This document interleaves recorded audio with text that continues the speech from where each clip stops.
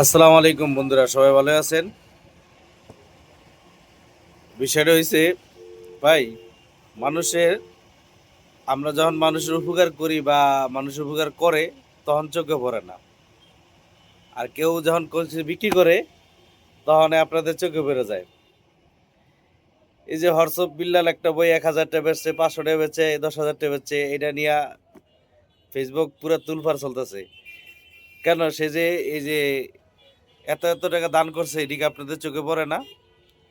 তিনটা বাড়ি যে পুরা ছাই হয়ে গেল, তিনটা বাড়ি করে দিল, কই ওটা নিয়ে তো কোনোদিন কথা বলেন না?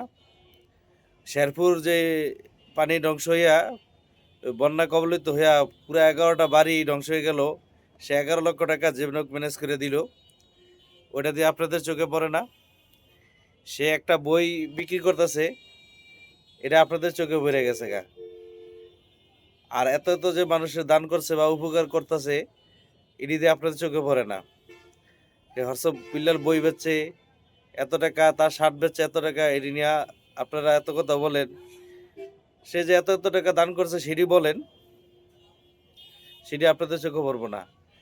এই জন্য মানুষের উপকার যেগুলো ওগুলো বলেন,